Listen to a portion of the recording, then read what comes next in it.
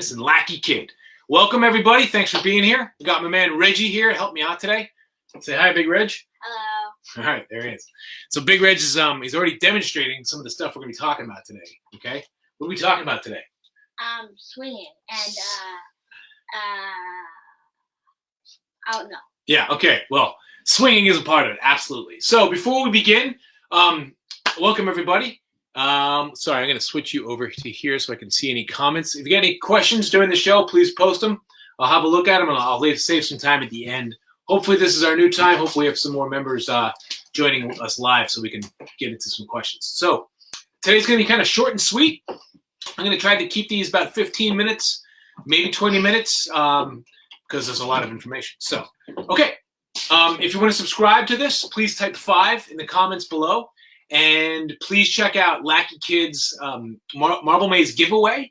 Go to lackykid.com or check out their Facebook page, as well as sensoryfitness.org to check out Sensory Fitness's Sensory Solutions for Challenging Behavior. It's a series of videos geared towards parents and home givers to help with parents give them a kind of a lens to look at behaviors through kind of a sensory lens to help with that. Okay. All right. Welcome, Mallory. Welcome, Amanda. Hello, hello. Excellent. All right, let's begin. So today we're going to talk about helping kids kind of get more alert, and help them kind of get ready for during this time at home. A lot of parents are home working with their kids, trying to do schoolwork, maybe some other activities. So we talk a lot about bringing kids from up here, back down. So, and there's a lot of conversations about that and techniques and how to get kids kind of back down to help with those extreme behaviors. And there's not a whole lot of conversations about how about bringing kids up. So I know with my older guy, my 8-year-old, he's not as energetic as my little guy as much. Sometimes with the older kids, if you're especially getting in those teenage years, getting up out of bed, sorry, my leg is killing me, so I can't sit on there we go, that's better. So getting kids up and out of bed to get going on activities or getting them to do schoolwork might be a struggle because, sometimes we're just not ready. Me personally, I have a cup of coffee and I'm ready to go. Here's my phone. And I'm ready to go with coffee. Sometimes I like to exercise in the morning. So, there's certain things we do to get ready for our work day. And with kids, it's the same thing. But that can be tough. That sometimes our kids are kind of lower energy, lower affect, kind of and it can be hard getting them to the table to do work or do anything we're asking them to do, whatever that may be. So today's kind of talking about how to get kids more alert, as well as helping them get organized in their brains, that kind of organization. Okay, so let's get into it. So the first thing I want to kind of look at is what can I do to help my kid bring them up alert without having them do, like if I was to say do 10 jumping jacks, maybe your kids would do that. Mine might not. Especially like, 8 in the morning, 9 in the morning, that's kind of tough. So giving them some vestibular input where they're not doing a whole lot of active work, but their head is moving. Because remember that's the vestibular system is located in here. So if I can get that moving, that helps raise my alert level. One thing to be aware of is as I'm raising that alert level, a lot of times can come disorganization, but we'll get to that. So first thing I like to do, one of the things I like to do is use swings. If you have a swing, I've said this before, swings are awesome to use to help kids kind of bring that alert level up as well as kind of get regulated. It can be as well. Here I've got just a swing on 2 points. So it's linear back and forth. And that's a good way. That's a good simple way to do it. I don't expect everyone to have a swing inside their house. Maybe you have one outside or something like that. I would avoid, I wouldn't avoid it. If it works for your kid, that works. So a lot of times in-home swings, they have one anchor. So one thing at the top. So it swivels. So it goes in circles. That can be a little more difficult to manage where it will wake the kid up, but it can also be a bit dysregulating. So having just linear swing is awesome. Okay, if I don't have a swing, which, you probably don't in your house or maybe even outside or swing set or not. If you have a scooter, I've talked about this as well, something that rolls where the kid is getting that input. Maybe they could sit there. I'm not going to do it here because I got a mat, right? But I could bring my kid outside in the driveway, or maybe I have a kitchen floor. I don't mind. Maybe it's linoleum. It's not wood. Who knows? But they can kind of go back and forth, and maybe I just push them, maybe they're not doing the work where they're sitting down and I'm pushing them back and forth. back and forth, back and forth. And that's it. So it's fun, and it's rhythmic. Rhythm is good. I want to keep things rhythmic because that at the same time I'm getting awake, I'm keeping it, I can keep that regulation, right? So those are some really, that's if I have some cool equipment. Okay, so let's say I don't have a swing, I don't have a scooter, what else can I do? All right, so can I have you hop off, Big Reg? All right, so behind me, I got my rocking chair. It's nothing fancy. Here, come out a little bit so you won't sit in the wall. I know, here. There you go. So, great. I mean, these aren't uncommon. Maybe you have a rocking chair or maybe you have one of those gliders. So just having the kid in there, and that was pretty small. But that's all right.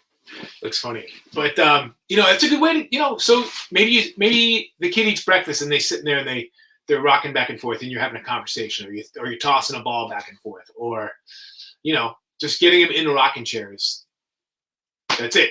I mean, there's nothing to it. Back and forth. Okay, I don't have a swing, I don't have a scooter, I don't have a rocking chair. What else can I do? All right, hop off there.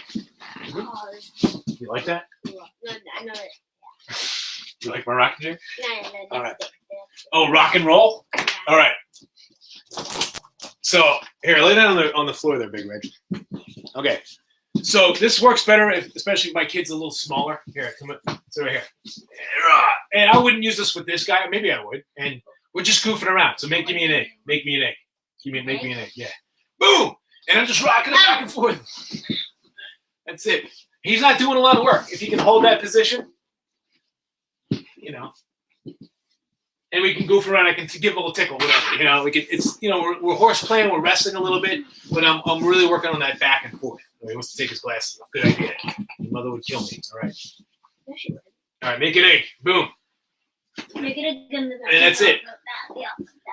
And I'm just so the whole point of this is to get that head moving, right? And I want to keep it rhythmic. I want to keep it back and forth. I wouldn't spin him around. I would, boom, boom, boom, boom. And some kids might not like that at all. Some kids might enjoy it. Here, sit up for a second. Here, sit on the ground, like crisscross applesauce. All right. Maybe some of my smaller kids do. I can do rock. That's the rock. Woo. All right. That was, it all depends on your kid. It may be tougher with the older kids. It might be tougher with kids that don't like that or kids that have some physical difficulties, stuff like that. So, but getting that head moving, jumping up and down on your couches, that's always good. If you don't mind that. I know our couches get trashed because I'm an occupational therapy assistant and I believe in movement. So, but things like that. Okay. Okay, another simple thing to do is we're going to go to the steps. You ready? Yeah. Okay. Oh, yeah. All right, the climb and slide. All right, everyone has, well, I'm sure most people have steps in their house. And Big Reg is just going to climb the steps. Oh, can you turn that light on at the top, please, so we can see? There you go. Yeah, there you go. And all he's going to do is slide down. We call it the digger. That's it. All right, do it again. And this is something most kids do anyway. And if you don't mind your steps getting trashed, I mean, they don't really get trashed, really. All right, are you going to do it again? Do it one more time. So simple, right? They're getting a lot of input. And he's still going, and he loves it, right? So he's I hear him giggling in the background. We call that the because they go down the steps. So it's just getting that. It's very minimal work. Kids like that. If you have some carpeted steps, I wouldn't recommend it doing on wooden steps. Something like that. Maybe you have a hill outside the kids can roll down, somersault or log roll, or they can do the floss, stuff like that. Okay, and then of course, always. Here, let's start with this. If I got a yoga ball, here I love the Lackey Kid balance ball because it's got the little feet. I love that. Just have them start off like that. Just starting there. If you have the core strength or I wouldn't recommend eating breakfast, but they can do this right after breakfast, and that's it. Pretty simple. Getting that head moving. And it's rhythmic. Boom, boom, boom, boom. Maybe they're rocking out to some music on this thing. Maybe a little music time. All right, hop off there, buddy. Boom. And of course, if you have a trampoline, I'm sure if you have a trampoline, you know all this, and you know you're going to use the trampoline because kids gravitate toward trampolines. My little guy, we have a bigger one outside. He goes out there and he does this. And now that head is getting moved as well, and they're getting a lot of that vestibular input. But it's also tons of probes because they're hitting their feet and they're getting all that blast up to the joints. So it can be very regular. All right. All right, we'll take a break. All right, take a break, my man. And we're exercising. Keep that over there, Greg. Thanks, dude. And of course, it doesn't have to be all this. You don't have to have all this crazy equipment. A lot of times we get up in the morning, we go for a walk, and that's a lot of input. And that's not too difficult. I'm not asking the kid to lift weights and do all these crazy exercises. We're just going for a walk. And usually once they're up and they're out, we're walking the dog. You get that fresh air. I know during these crazy times that can be difficult because you're restricted to a lot of places. But if you can walk down the street, put your mask on, please. Go for a walk if you can, if that's possible. And if that's not a possibility, things like taking a shower. To have the kid take a shower, that can help wake them up. Maybe not a hot shower because we can get a little sleepy after a hot shower, but maybe kind of play around with that. And even that can do it. There's a lot of tactile things which shower I think would fit in. There's a lot of tactile things you can do, but that's a whole different thing. We're not going to kind of get into that today. All right. So that's stuff I can do to provide this guy some input where he's not doing a whole lot of work. And that kind of helps me bring my alert level up. After I do any of those activities, I would watch for dysregulation because once my vestibular system's up, I'm kind of woo! I can be in that yellow zone, or it could be good, and we can go right to the table and sit down and do some work or whatever activity I'm asking that kid to do. But I could also lose them easily, so keep an eye on them. So if that's an issue, I would end the head movement activity with some proprioception, some heavy work. Have them pick the couch cushions up and put them back. If you have a heavy work routine, which we've done in the past on the show, you can swing your club. Do you have any favorite heavy work activities that you like to do? Climb. All right, climbing's awesome. Yeah, climbing's a great one. If you can climb somewhere. What do you like to climb? What do you climb? Stuff. I've never seen you climb anything in my life. What are you talking about? Like a tree. A tree. Okay. All right. You'll climb a tree. Right. Those kinds of things. Oral motor things, like where you're blowing into the bubble jug, which we've done a couple times with the GAC or stuff like that. Okay. So that's kind of the input I can do for him. So then there's other things we can do. We'll do some motor play. Okay. Let's back up here a little bit. Reg, why don't you bring a chair? Let's bring a chair over here. Why don't you sit right here? We'll keep this easy. Here, sit right there. I'm going to grab this. And I'm going to try to talk and do at the same time. Sorry. All right. So, things like, pretty simple one. Balloons are a great way to wake people up. When I used to work in a retirement community with the geriatric community, the elderly people, right? Getting them engaged was difficult. But the second you pull out the balloons and do this, you can't help it. Everyone pops it, right? You're at a concert and people throw the beach balls coming over. What do? And you can't help it. You're instantly engaged. A balloon is a really cool way to kind of bring you out of that. If you have one of those kids that is difficult to kind of get them up and engaged, throw a balloon to them. Have them pop it up and down, right? Instantly, I'm getting the head moving. I'm engaged. I'm working on eye focus. I'm working on eye-hand coordination. Not only does that help me bring up my alert level up, but it's also very organizing too. When you start coordinating my limbs. We talked about that a little bit last week. The balloon is a bit random, so kids can get a little woo because it's very visual. So watch out for that. All right. If I don't have a balloon, or if I don't, all right, let me have that, please. Boom, just having a catch. That's it. Usually when you throw a ball to a kid, your instinct is to catch it, and usually you throw it back. Some kids like chuck it, and they chuck it the other way. That might happen. I like to use a bigger ball because it's bigger and it's easier to catch. Some of our kids can have motor skill difficulties where they miss it if it's smaller. I like the rugby ball that's kind of deflated. It could be a football. It could be whatever. Something a little bigger than a regular tennis ball or something like that. If catching is an issue, just give it to them and then they chuck it. Boom. That's it. Boom. Okay. Thanks. Or they roll it, or they throw it at a target. They don't have to throw it to me, or they hit something, right? Using coordinated ball activities is great.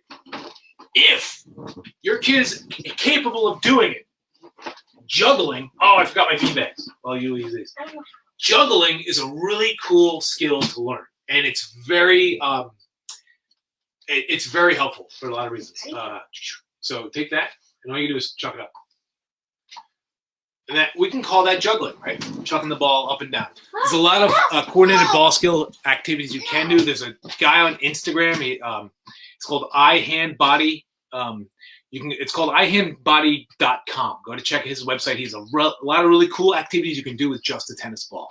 And if it's there's what's another one? Ball Vista X. It's a whole program they sell to schools involving passing a ball back and forth, and it helps with coordination, helps with focus, attention, helps bringing that alert level back up, as well as keeping the kid engaged. Okay. Do you have a favorite one of these, bud? Where when we chuck things at targets and stuff like that? Cannonball. Cannonball? What's cannonball? So one great. I won't set it up. I should have set it up. I have a bungee cord I string across the room. He pulls the bungee cord back and he launches the ball. He's not doing a whole lot of work, but he's interested. And then we go from that game, upstairs, and we're able to do our work. And I get a little bit more focus and attention out of him than if I just did it cold turkey, if we just hopped into there. Okay. And the platter, because the cold turkey, you don't have to cook it. There you go. Kids got jokes. So those are some activities you can do, providing input, as well as some motor skill activities you can do with a ball or a balloon or something like that.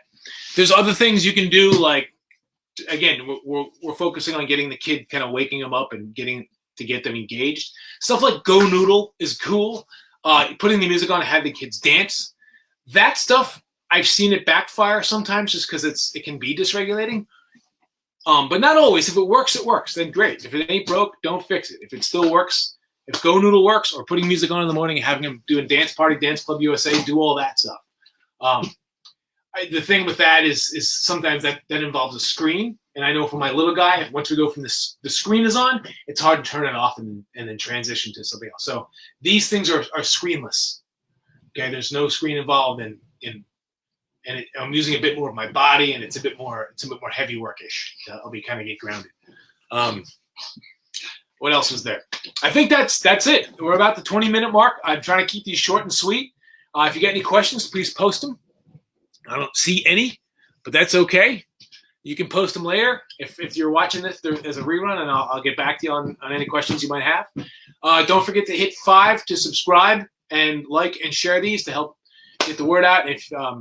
And to write back if you have any questions. Don't forget to check out Lackey Kid's Marble Maze giveaway on LackeyKid.com, as well as on their Facebook page. And please go check out sensoryfitness.org and check out the Sensory Solutions for Challenging Behaviors video series that is geared towards parents and home givers, caretakers, excuse me, I can't talk, to help with kids with challenging behaviors looking through kind of a sensory lens.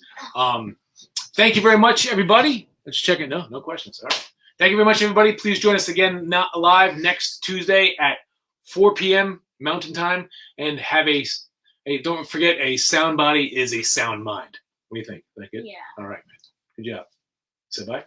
Bye.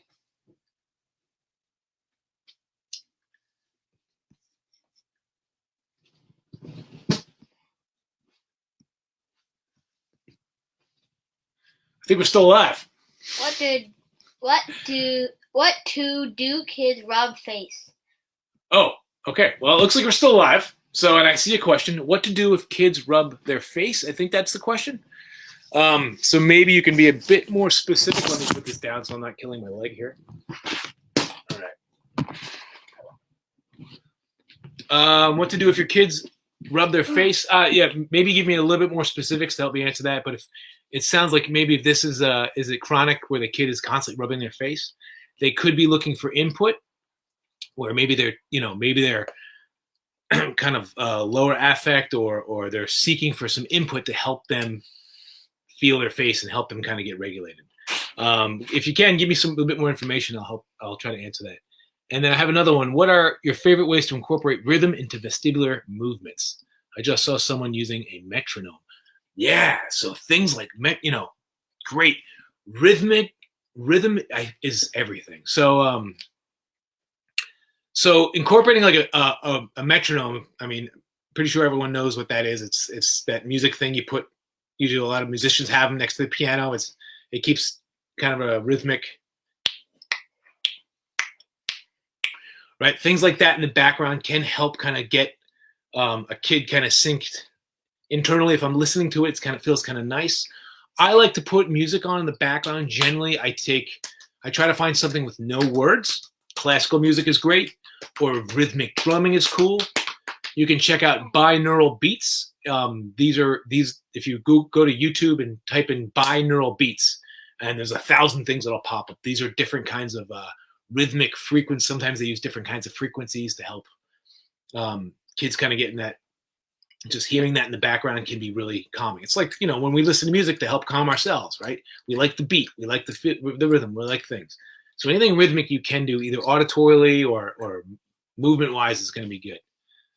I love using the 60. Okay. Oh, sorry. My son keeps rubbing eyes or fingers near eyes. Okay.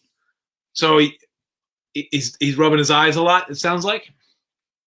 I always start with, checking with an optometrist to make sure if there's nothing, physically going on with the eye, muscular-wise or something. If anything else is going on with the eye there, I always would check with the optometrist first or your doctor to see if there's some kind of ocular thing going on.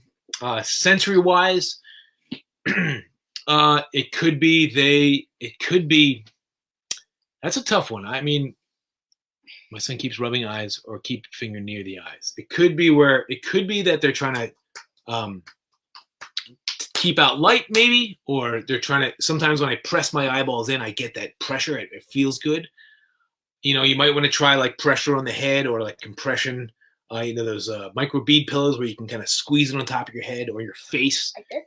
Yeah, don't do that. Jeez Louise. Yeah. Getting input into the face or where maybe the kid's looking for some proprioceptive input where they run and crash. So things you can try vibration on the face. One of those back massages. Get one of those and rub it around the face and see if that helps. I always start with going to check the optometrist first when it comes to eyes and things like that. Mallory, so that was from Rosie Clement. Mallory Jones, I love using the 60, 80 BPM for bringing alertness levels down a little bit. They naturally align with it. Ooh, all right. Maybe Mallory can talk about that. Oh, Mallory has some input here. Rosie, has your son been rubbing eyes more lately, possibly due to allergies, or has been a longer standing behavior? Mallory Jones is an awesome coda. I've worked with her in the past. She's fantastic. So I'm sure she'd be happy to answer any questions you might have, which reminds me, next week, it's a possibility to be talking with Casey Grant. She's an occupational therapist who started a new company called Grant Therapies, and I'm going to have her, I think it's going to be next week. That's not solidified yet. She does in-home therapy, and she probably has a lot of fantastic ideas. Mallory Jones works with her, and she's amazing. I worked with her in the past. But it is time for me to get going. We got stuff to do. Thank you all for being here. Please, again, if you have any questions, go ahead and type them in there, and they'll be there, and I'll see you all next week at 4. Thank you very much, everybody. Have an excellent day.